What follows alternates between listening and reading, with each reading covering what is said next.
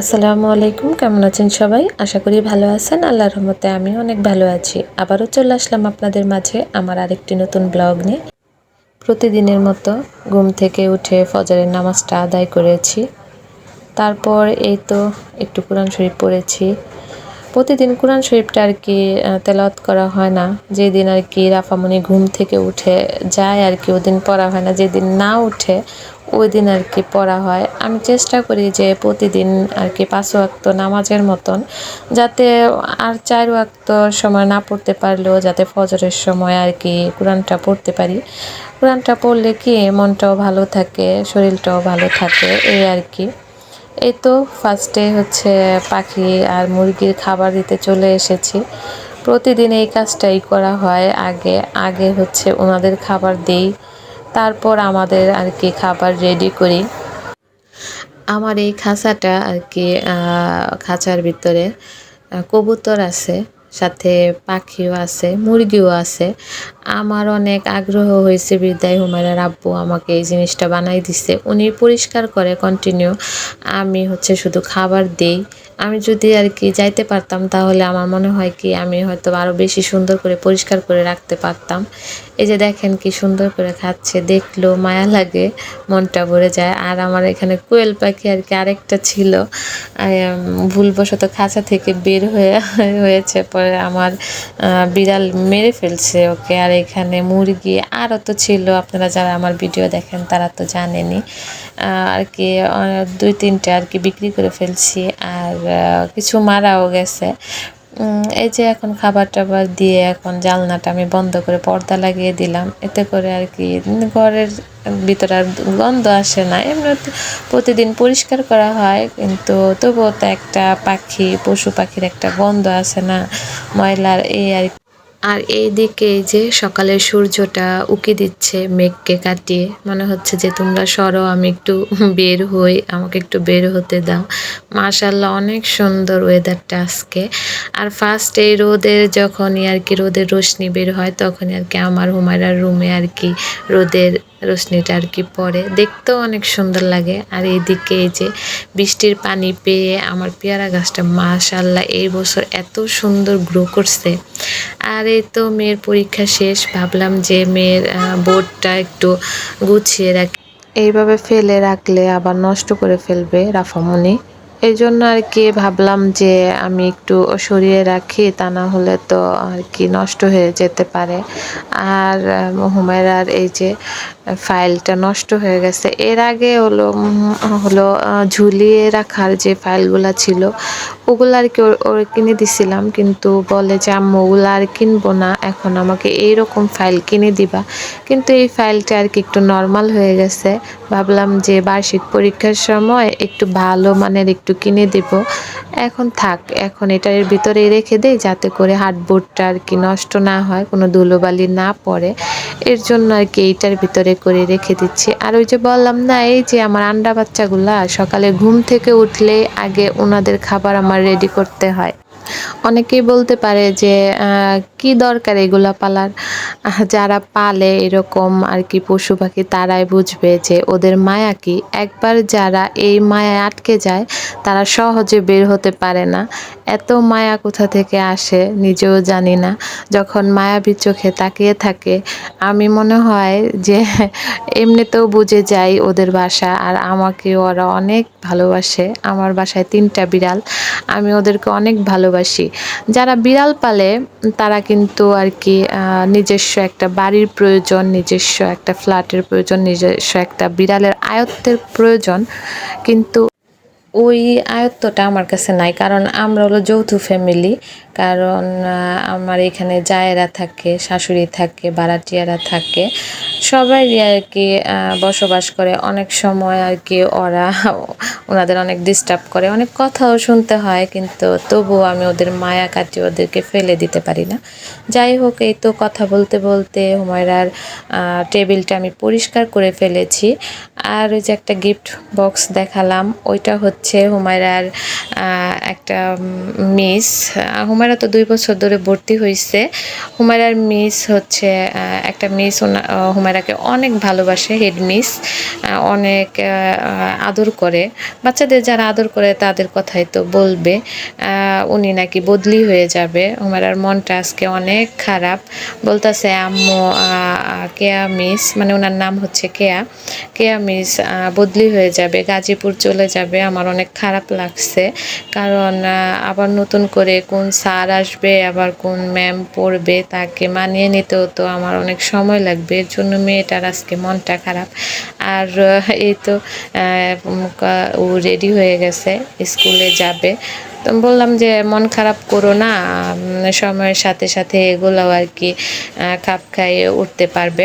আর এটা হচ্ছে কালকে রাত্রের ও একটা ম্যামের জন্য একটা গিফট আর কি বানিয়েছে নিজের হাতেই আর কি। মাশাআল্লাহ অনেক ভালো লাগছে আমার কাছে দেখে, যে আমার মেয়েটা তো এরকম সামর্থ্য নাই মিসকে বড় কিছু গিফট করার। ও আমাকে বলে হঠাৎ করে বলল যে আম্মু আমি একটু দোকানে যাব। বললাম যে কেন, কয় আমার একটু দরকার আছে। তারপরে দেখলাম যে সে দরজা লাগিয়ে এই যে একটা গিফট বক্স বানিয়েছে। জানি না এটার ভিতরে কি আছে, মনে হয়তো বা কিছু ওর পছন্দের আছে যা মিসকে দিবে। আর ওইটাই আর কি মিসের কাছে আমি জানি যে অনেকটাই স্মরণীয় হয়ে থাকবে, যারা আর কি তাকে ভালোবাসে। বাচ্চারা, ছোট ছোট বাচ্চারা আর কি এইভাবে ওনাকে গিফট দিছে। আর এই তো আমার মেয়ে এখন স্কুলে চলে গেছে। আর আমি বললাম না যে আজকে হচ্ছে মধ্যবিত্ত আর কি যারা আছে তাদের সমস্যা লেগেই থাকে। এই যে আমার সমস্যাটা হচ্ছে, আমি সারাদিন ঘর গুছাই, তবু মনে হয় আমার ঘর গুছানো হয় না। ঘরে অনেক ফার্নিচার, আর আবার মনে হয় আমার ঘর অনেক ছোট, আবার মনে হয় আমার ফার্নিচার নেই। মানে মেয়েরা তো এইরকমই হয়। এখন মনে হচ্ছে যে এই যে হুমায়রার রুমের যে দরজাটা, এটা আমি ফুলভাবে খুলতে পারি না। কোথায় রাখবো, কি করব, কিভাবে এই দরজাটা খুলবে, আমার মেয়ে ইজিভাবে রুমে যেতে পারবে, একটু আলো বাতাস আসবে, এই আর কি। হঠাৎ করে মনে হলো যে এইখানে রাখবো। ব্যালকনিতে তো আর সবাই যাতায়াত করে না, শুধু আমি ছাড়া। এজন্য এই তো মেয়ে যাওয়ার সাথে সাথেই কিভাবে কি করব ওইটাই আর কি ভাবছিলাম, তাড়াহুড়া করে আর কি করছিলাম। আমার আবার একটা কাজ যদি মাথায় খেলে, ওইটা যে পর্যন্ত না করব ওই পর্যন্ত আমার শান্তি নাই। এখন এই যে একা একাই আর কি হাতে কাজটা নিয়ে, মানে আমার তো রান্না বান্নার কোনো ঝামেলা নাই, আমি বিকেল টাইমে আর কি করে রাখি। এই জন্য আর কি সারাদিন শুধু ঘরের টুকিটাকি করি, এইটা এই জায়গায় নেই, ওইটা ওই জায়গায় নেই। এখন তো আর চাইলেও হুট করে একটা ফ্ল্যাট আর কি কিনতে পারবো না, কি বানাতে পারবো না।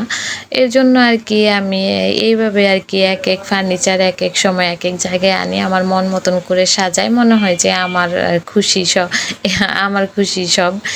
আর কথা বলতে বলতে একটা কথা আর কি বলবো, যারা আর কি এই পর্যন্ত আমার ভিডিওটা দেখছেন তারা অবশ্যই একটা লাইক দিয়ে দিবেন। আপনাদের একটা লাইকই পারে আমাকে অনেক দূর এগিয়ে নিয়ে যেতে, আমার স্বপ্নগুলো পূরণ করে দিতে। আর যারা আর কি আমার চ্যানেলটা এখনও সাবস্ক্রাইব করেন নাই, তারা অবশ্যই আর কি সাবস্ক্রাইব করে দেবেন প্লিজ, কারণ আপনারা চাইলেই পারেন আমার সঙ্গী হয়ে যেতে। আর অল অপশনে আর কি ক্লিক করে রাখবেন, যাতে করে আমার নতুন ভিডিওর নোটিফিকেশনগুলো আপনাদের কাছে অনায়াসে পৌঁছে যেতে পারে। এই তো কথা বলতে বলতে এই যে ওয়ার্ড্রোবটা সরিয়ে নিচ্ছি। আর এই যে আমার আন্ডা বাচ্চা তো আমার পিছন পিছন হাঁটবে, কি করার, ও তো আর কই যাবে, ও তো আর কোথাও যায় না। ও এমনি তো ও বাহিরে একটু কমই যায়, দাদুর কাছে সবার কাছে একটু কমই যায়, সবসময় আম্মুর কাছেই থাকে। হুমায়রা আবার ছোটোবেলায় ওর দাদুর কাছে সবসময় থাকতো, কোথাও উনি গেলে সাথে করে নিয়ে যেত। কিন্তু রাফামণি আবার আমাকে ছাড়া কিছুই বুঝে না, কোথাও নিতে চাইলেও ও যায় না। আমি এইভাবেই কাজ করি, আমার কাছে অনেক ভালো লাগে। এই যে ওয়ার্ড্রোব যে জায়গায় ছিল ওই জায়গাটা একটু ঝাড়ু দিয়ে নিচ্ছিলাম, প্রতিদিন ঘর পরিষ্কার করি, তবুও আর কি ফার্নিচার যদি কোথাও থাকে ওই জায়গাটা আর কি ফার্নিচার সরালে মনে হয় যে কতই না ধুলো পড়ে থাকে, ওগুলো আবারও পরিষ্কার করতে হয়। এখন একা একাই এই যে টেবিলটা সরিয়ে নিব, ঘরে দরজা লাগিয়ে একা একাই করছিলাম। আর নিজে নিজে চিন্তা করছিলাম যে কেমন লাগবে দেখতে। একবার এইখানেই ছিল আগে টেবিলটা, কিন্তু ওইখানে ওয়ার্ড্রোব থাকাতে রাফামণি যতবার এই রুমে আসে ততবারই আর কি টেবিলের কোনা লেগে ব্যথা পায়। এর জন্য আর কি টেবিলটা ওই দরজার পিছনে নিছিলাম আর ওয়ার্ড্রোবটা এখানে আনছিলাম। কিন্তু এখন দেখি যে আর কি বের হতে কি ঘরের ভিতরে প্রবেশ করতে অনেকটাই সমস্যা হয়।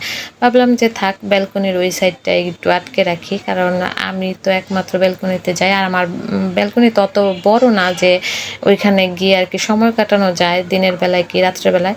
শুধু গাছগাছালি রাখি আর কাপড়গুলো শুকা দিই, এই আর কি। এছাড়া আর কি ব্যালকনিতে অতটা আর কি যাওয়া হয় না আমাদের।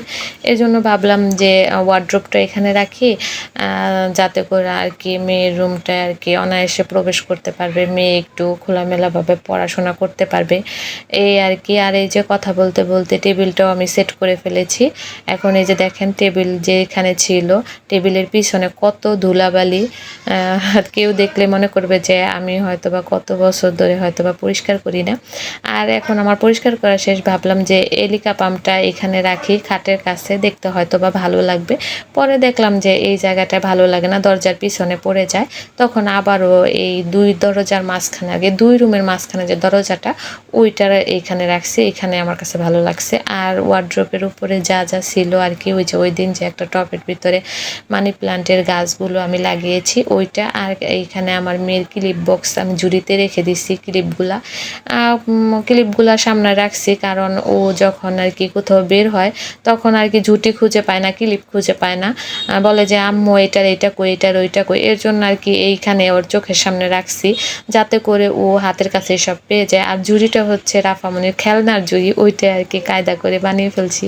ভাবলাম যে ব্যালকনি থেকে একটা গাছ আনি, যে দেখলাম না এখানে ভালো দেখা যায় না, ওইখানে ভালো, ওইটা বেশি রকমের ঝাপটা, এই জন্য ওইটা ওইখানে রেখে এখানে আর কি দুইটাই আর কি করছি। ফাইনালি এই তো আমার রুমটা কেমন লাগছে অবশ্যই কমেন্ট করে জানাবেন। আমার সুখের নীড়, আমার স্বপ্নের ঠিকানা, আমি যেখানে সারাদিন ক্লান্ত হয়ে এসে আমি এইখানে নিশ্চিন্তে ঘুমাতে পারি, নিশ্চিন্তে নিঃশ্বাস নিতে পারি, এই আমার সুখের নীড়।